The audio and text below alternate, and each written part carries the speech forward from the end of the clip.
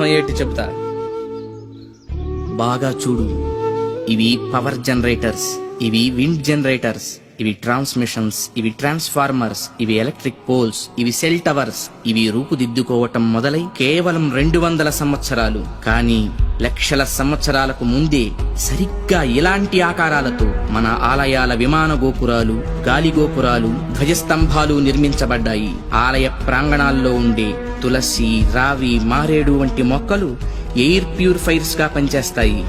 ఆలయాల్లో అర్చకులు చేసే ముద్రలు ఆక్యుప్రెజర్ గా మారి శరీరంలోని ప్రాణశక్తిని ప్రేరేపిస్తాయి.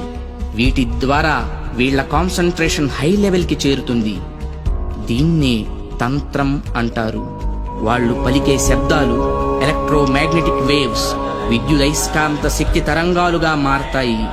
ఆ శబ్దాల అర్థాలు మైక్రోవేవ్స్, సూక్ష్మ భావ తరంగాలుగా పనిచేస్తాయి. దీన్నే మంత్రం అంటారు. గుళ్ళు కట్టేటప్పుడు బంగారం, వెండి వంటి ఖనిజాలతో పాటు నవరత్నాలను భూమిలో నిక్షిప్తం చేస్తారు. ఇవి ఎర్త్ పిట్స్ గా పనిచేస్తూ శక్తిని ఆలయ ప్రాంగణమంతా వ్యాపింపచేస్తాయి.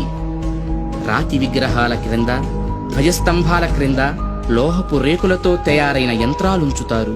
గాలి గోపురాలపై, విమాన గోపురాలపై లోహ నిర్మిత కలశాలు అమర్చుతారు. ధ్వజస్తంభాలకు లోహపు తొడుగులు వేస్తారు. ఉత్సవ విగ్రహాలను పంచలోహాలతో తయారు చేస్తారు. లోహం శక్తికి వాహకంగా పనిచేస్తుంది. దీన్నే యంత్రం అంటారు. మంత్ర తంత్రాల ద్వారా ఉత్పత్తి చెందే శక్తికి ఈ యంత్రాలే రిసీవర్స్. ఇక హైడ్రాలిక్ పవర్ స్టేషన్స్ లో లాగా ఆలయాల్లో జరిగే అభిషేకాల్లో కూడా ఎత్తు మీద నుంచి స్వామి విగ్రహం మీద నీరు పడుతుంది. దానివల్ల పొటెన్షియల్ ఎనర్జీ కైనటిక్ ఎనర్జీగా మారుతుంది.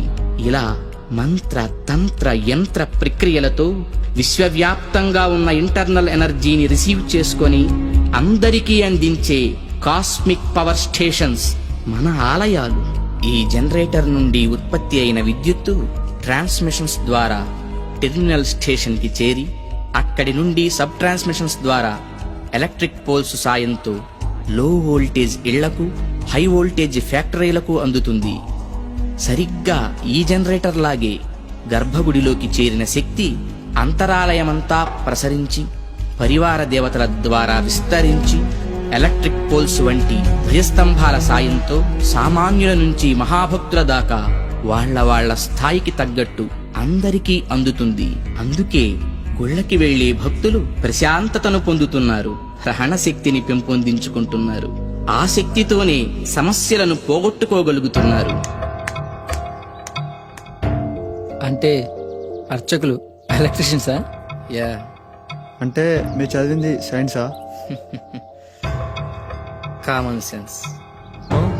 అందుకే గుండె పని చేస్తున్నంత కాలం దేహం బాగుంటుంది, గుడి పని చేస్తున్నంత వరకు దేశం బాగుంటుంది. నవ్య చైతన్య జీవనానికి అంకురార్పణ, భవ్య సౌజన్య భావాల సంతర్పణ.